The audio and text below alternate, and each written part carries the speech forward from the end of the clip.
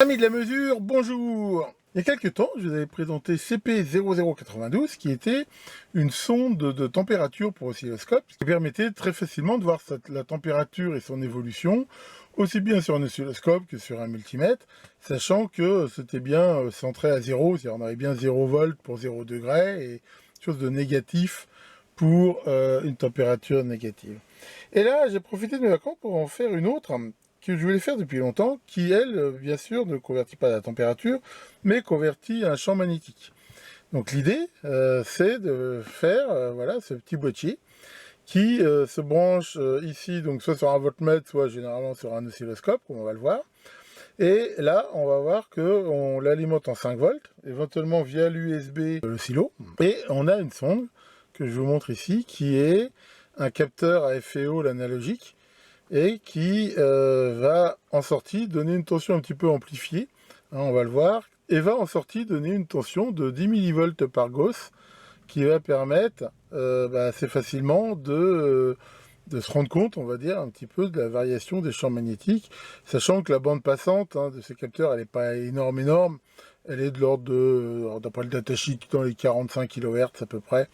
Enfin bon, dans pas mal de cas, on va le voir, ça peut quand même être utile. Donc je me suis en plus donné le défi de faire tenir tout ça dans ce petit boîtier métallique. Et voilà, ça marche très bien. Il suffit là de brancher la sonde. On peut voir que là j'ai mis un détrompeur. Voilà, on branche ça sur l'USB. Et là, on peut aller voir le champ magnétique, sachant que selon le sens du champ, la tension est positive ou négative. Donc, dans un sens, donc, on aura une tension positive. Et si on inverse un aimant, par exemple, on va le voir, la tension s'inverse, ce qui est le propre de ces capteurs. Voilà. Donc voilà, donc, je vais vous montrer quelques utilisations pratiques de cette sonde. Et après, comme d'habitude, je vais bien sûr vous détailler son schéma que j'ai conçu, vous expliquer comment j'ai calculé les valeurs et ainsi de suite, et éventuellement aussi, comme ça, vous donner un exemple de fabrication, sachant qu'on peut très bien monter cette sonde de plein de façons différentes. Moi, je me suis fait plaisir de la mettre là, dans ce petit boîtier, mais on peut faire ça de plein de façons différentes. Vous allez voir, c'est assez serré dedans. J'aurais pris un boîtier un peu plus grand, j'aurais été, je veux dire, plus à l'aise. Alors, voyons cela.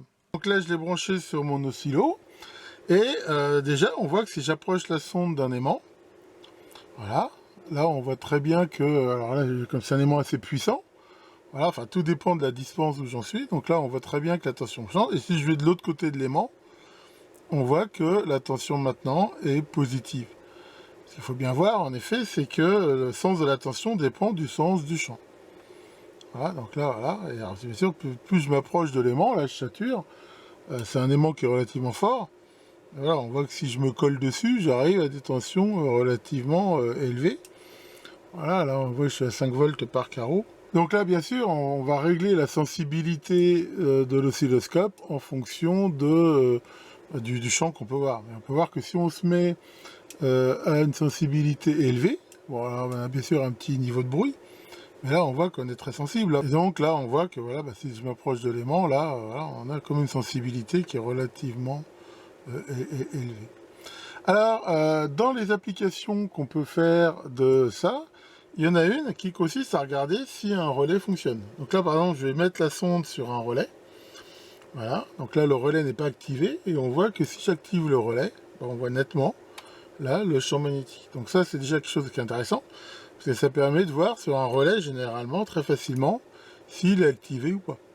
Et là, on voit que suivant où je me place, là, on voit que là, je suis plutôt au max de la bobine. Voilà. Donc là, par exemple, si j'avais un relais, hop, et ça permet de voir comme ça très facilement si un relais est activé, et donc de tester, on va dire, sans le dessouder, éventuellement, s'il y a bien du courant qui passe dans la bobine. Donc ça, c'est une des applications possibles. Alors, on va en voir maintenant une autre. Alors, une autre utilisation possible, c'est de regarder éventuellement la forme des courants. Alors, faut, bien sûr, pour des courants très forts, dans la mesure où il n'y a pas de circuit magnétique, le courant, enfin le champ magnétique qui est généré sur un fil, il est faible. Mais là, par exemple, je mets des impulsions de 3 ampères sur un fil, et on voit que si je m'approche du fil, voilà, on arrive quand même à les voir. Alors bien sûr, il y a pas mal de niveaux de bruit, mais on arrive quand même nettement avoir les impulsions ici sur le fil. Là, si on prend un fil moins épais, on se rapproche encore plus du conducteur. Et là, on arrive quand même à le voir. D'ailleurs, on voit bien que si on coupe la charge, on n'a plus ici les impulsions. Bon, ça, c'est quand même intéressant pour des courants éventuellement très très très forts. Alors, dernière chose qu'on peut regarder, c'est un transfo, par exemple. Là, j'approche la sonde, voilà, d'un transformateur. Et on voit très bien, là, les variations du champ magnétique. Voilà. Et on peut regarder, pareil, là où elles sont maximum. Ça peut aussi permettre d'éviter, par exemple, de regarder où placer le transfo pour avoir le moins de ronflettes possible, par exemple. Mais voilà, là on voit aussi très très bien le champ et la variation, qui n'est pas tout à fait sinusoïdale, hein, mais ça permet quand même de bien le voir. Je déplace la sonde le long du transfo, de regarder là où il est maximum. Bien, alors voilà le schéma du bignou. Schéma qui, comme on va le voir, peut être, je vais dire, décomposé en 3 parties principales. Ici, on va avoir la partie qui va changer l'alimentation unique de 5 volts dans une alimentation symétrique plus 12 volts, moins 12 volts. Ici, on va le voir, la partie d'alimentation de la sonde et là, la partie amplificateur de mesure. Alors, pour bien comprendre, déjà, il faut voir que ce capteur, il est de type ce qu'on appelle ratiométrique. C'est-à-dire qu'il s'alimente dans une tension qui est définie par le datasheet. Hein. Celui-là, il peut aller jusqu'à 10 volts, mais généralement, c'est plutôt en 5 volts qu'il s'alimente. Et il s'arrange pour que la tension de sortie soit exactement égale à la moitié de leur alimentation, on va dire, c'est le zéro quelque part. Et il est relativement garanti avec une bonne précision. L'idée pour l'alimenter, c'est de se dire, si je l'alimente avec une tension dont je suis sûr qu'elle est vraiment strictement symétrique, bah normalement, je n'aurai pas besoin de faire un réglage du zéro, vu qu'il est relativement garanti par le constructeur que ce zéro soit juste au milieu en fait de ces tensions d'alimentation. Je suis parti là-dessus. Alors, on aurait pu faire autrement, hein. J'aurais très bien pu l'alimenter en 5 volts et puis faire derrière un décalage de niveau avec un ampli op. Mais le fait de faire ça, souvent, bah, c'est pas tellement facile d'avoir un zéro très stable. Et ça veut dire que éventuellement, il faut faire un réglage ou un truc comme ça. L'avantage, on va dire, c'est que c'est complètement automatique. Donc pour faire ça, je suis parti d'une référence de tension très stable, hein, qui est une référence band gap bien connue, hein, le LM336, qui donne une tension de l'ordre de 2,5 volts ici. Cette tension là, on peut pas tellement lui prendre de courant dessus, donc elle est bufferisée par cet ampli op ici qui marche en mode suiveur de tension, hein, c'est très classique, hein, c'est-à-dire qu'en gros la tension à la sortie ici est la même que celle sur l'entrée plus, mais bien sûr avec une impédance de sortie beaucoup plus faible. Et ça va donc nous donner ici, par rapport à la masse, une tension de plus 2,5 volts. Ensuite, il me faut du moins 2,5 volts, mais qui soit exactement symétrique. Et c'est le rôle de cet amplificateur ici, monté en inverseur, hein, c'est très classique. Donc là, il est monté en inverseur de gain unité.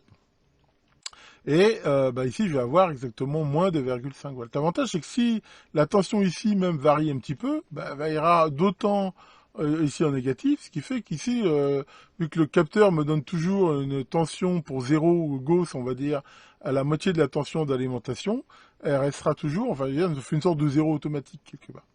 Donc voilà, bon là, ça dépend des amplis, hein, mais même si celui-là, il a quand même des courants assez faibles, j'ai quand même mis ici cette résistance, j'en ai déjà parlé, hein, qui permet de compenser, on va dire, les courants d'offset, hein, de façon à ce que, voilà, il y a les mêmes résistances vues ici des entrées.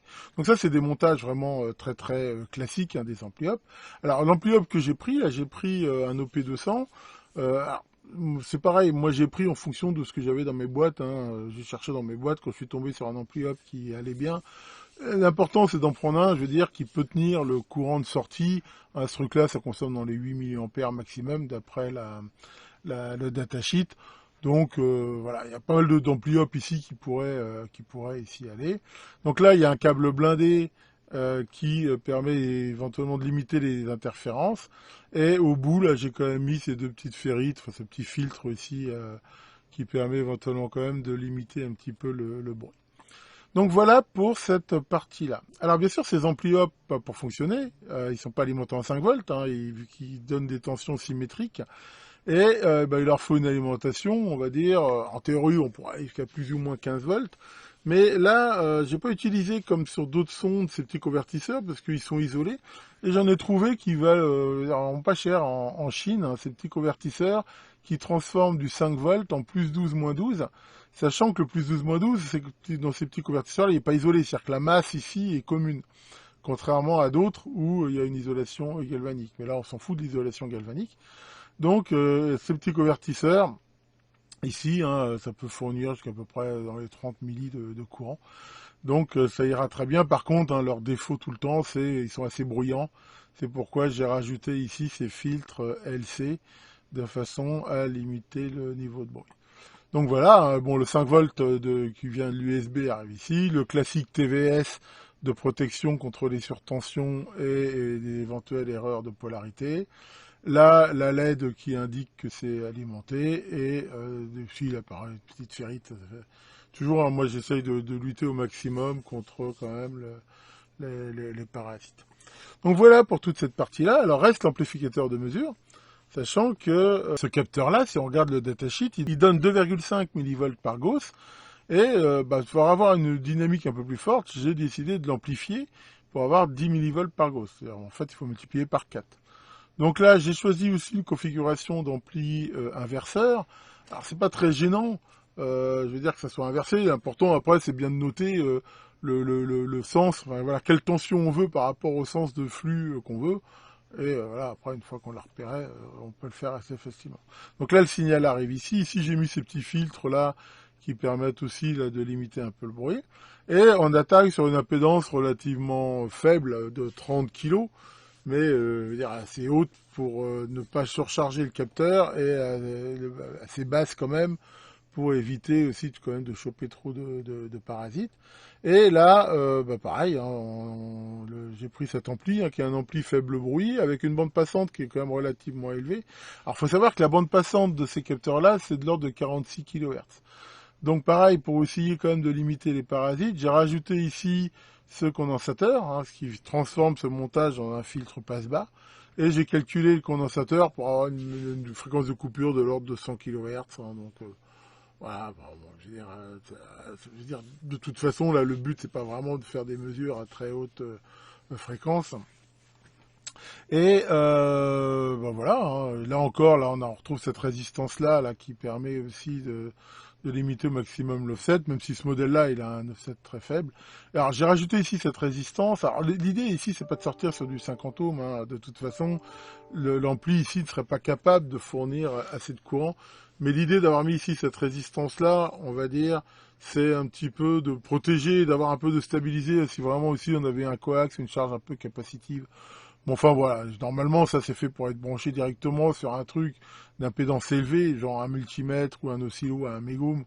Donc cette résistance-là, quelque part, elle fait un petit peu peanuts. De toute façon, cet ampli-là, il est protégé contre les courts-circuits même permanents. Donc c'est pas vraiment gênant. Donc là c'est pareil, on peut prendre à peu près n'importe quel ampli, hein, du moment qu'il ait la bande passante qui va bien et si possible un faible bruit. Alors attention quand même sur cet ampli là, si on regarde le datasheet, il est stable que pour des gains supérieurs ou égaux à 3. Donc là j'ai pas été obligé de rajouter de condensateur de compensation parce que là j'ai un gain de 4 donc il est stable. Mais voilà, il faut toujours y faire éventuellement attention.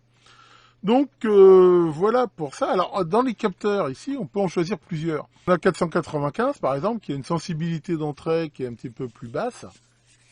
Alors sinon, il y a le A1302. Alors celui-là, il coûte beaucoup moins cher. On en trouve vraiment partout en Chine. Mais il est quand même un petit peu moins sensible. Et il donne que 1,3 millivolts par Gauss, ce qui fait que si on veut utiliser ce capteur-là, il faut augmenter le gain de l'ampli, et donc mettre ici une résistance de 230K. Alors attention, toujours regarder le fameux produit gain-bande. On va quand même prendre un ampli up qui est la bande passante suffisante. Donc voilà pour ce schéma. C'est comme on peut le voir quelque chose d'assez simple, hein, je veux dire, dans le concept. Et voilà, l'idée toujours de s'alimenter en 5 volts, c'est qu'éventuellement on peut s'alimenter sur la sortie USB 5 volts de le silo, ce qui évite d'avoir une alimentation en plus. Bon, alors maintenant je vais vous commenter certaines étapes de la fabrication. Alors bien sûr, hein, comme je dis, hein, vous pouvez bien sûr monter ça de plein de façons que vous voulez. Alors c'est vrai que moi je me suis donné ce petit challenge de faire tenir ça dans ces petits boîtiers-là. Selon les composants qu'on utilise, c'est plus ou moins facile, mais de toute façon, là, si je vous montre les photos que j'ai mis sur mon site, hein, je vous mettrai le lien, bien sûr, en commentaire. Alors, j'ai commencé, bien sûr, par fraiser le support pour cette prise BNC mâle de châssis. Alors, c'est vrai que c'est pas des prises très courantes, mais enfin, bon, on les trouve quand même assez facilement. Et là, j'ai utilisé ma fraiseuse avec les fameuses DRO, là, ce qui permet vraiment là d'avoir des cotes vraiment impeccables. Ensuite, alors j'ai dû fraiser un petit peu quand même le boîtier parce que les vis là, elles étaient vraiment très proches. Mais enfin bon, voilà, ça le tient. Donc l'idée était bien sûr là de glisser là le PCB dans ces rainures à cet endroit-là et là d'utiliser ce connecteur là pour avoir l'alimentation et la sonde. Voilà, là on voit une autre vue du truc. J'avais bien sûr pas la place de mettre sur le PCB ici à la fois le petit convertisseur, les filtres et le circuit. Donc comme j'avais quand même de la hauteur, j'ai décidé de faire ce qu'on appelle un montage à impérial, c'est-à-dire à 2 étages. Alors pour le dessus, vu que c'est un circuit très simple, j'ai décidé là d'utiliser déjà des composants CMS parce que j'avais pas beaucoup de place. Et je me suis fait à ce qu'on appelle la gravure anglaise. C'est-à-dire j'ai pris un PCB double face, hein, ce qui me fera un plan de masse un peu blindage en dessous. Et j'ai déposé là les différents composants avec de la pâte à souder là dans mon four à fusion T962 là. Je vous ai déjà montré, donc voilà, ça a très bien marché, ça m'a soudé tous les composants. Alors bien sûr, de l'autre côté, il fallait toujours penser quand même à redonner un petit coup là pour pas qu'il y ait de court-circuit sur les connexions qui sont pas à la masse. Et voilà, j'ai tout monté dessus. Alors on peut voir que là j'ai changé de self parce que en fait l'autre elle était un peu haute, donc j'ai mis celle-ci à la place. Mais voilà, ça le fait très bien comme ça. Et puis là c'est pareil. J'ai aperçu que j'avais cassé un bout de la self là, mais bon, manifestement ça n'empêche pas de fonctionner. Donc voilà pour cette partie-là. Et le circuit proprement dit, donc j'ai utilisé la fameuse syrup board, hein, qui est du protoboard spécial qui a la particularité d'avoir, comme on peut le voir ici, un plan de masse, ce qui simplifie énormément le câblage, déjà dans la mesure où on voit que voilà, toutes les connexions à la masse, on peut les souder dessus, et ça permet aussi en fait, de simplifier aussi derrière les connexions.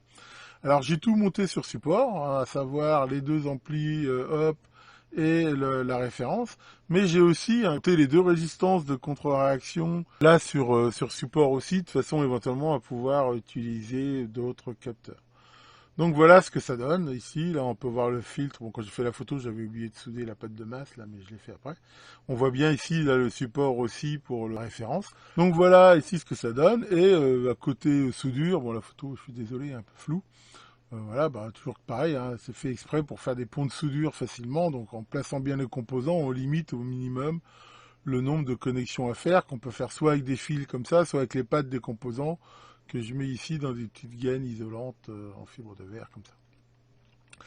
Alors pour la sonde, pareil, je me suis fraisé là un petit PCB, qui permet là de souder le capteur, qu'on peut voir ici, le capteur FEOL, et ici les filtres et là le câble, sachant que grâce ici à cette partie là je peux mettre dessus la gaine thermo et ça fait quelque chose voilà d'assez solide. Et voilà, on voit ici à la fin la gaine là avec la sonde. Et de l'autre côté, pareil, avec toujours les étiquettes qui vont bien, le connecteur qu'on peut voir qui fait à la fois l'alimentation. Voilà donc pour la description de CP0121, j'espère que ça vous aura intéressé. C'est une petite sonde hein, voilà, qui, comme on peut le voir, peut rendre quand même des petits services et, ma foi, très facile à fabriquer. Hein, sachant que, comme je vous l'ai montré, il y a plein de possibilités. Vous n'êtes bien sûr pas obligé de vous embêter comme moi à avoir fait ce petit boîtier là. C'est vrai, pour ceux qui aiment les PCB, vous pouvez vous faire un PCB. D'ailleurs, s'il y en a qui dessinent un beau circuit imprimé, n'hésitez pas à me l'envoyer. Je peux me mettre sur le dessin sur le site pour éventuellement ceux que ça intéresse. Bon, eh ben, j'ai 3/4 de mes vacances de passé, ça passe très très vite. Mais bon, alors on peut pas dire qu'on a eu un beau temps pour les vacances. D'un autre côté, au moins j'aurais pas eu de canicule pour bricoler. Alors voilà, j'ai encore pas mal de choses à faire que je voulais faire pendant mes vacances. Il me reste une semaine pour les mener à bien. Tiens Maurice, ça va Maurice? T'as une question pour moi. C'est quoi la différence entre la biologie et la sociologie? Je vais t'expliquer. Si t'as un fils qui te ressemble, c'est de la biologie. S'il ressemble au voisin, c'est de la sociologie. C'est aussi simple que ça. Le grand hall vous mesure bien vos champs magnétiques et à très bientôt pour de nouvelles vidéos.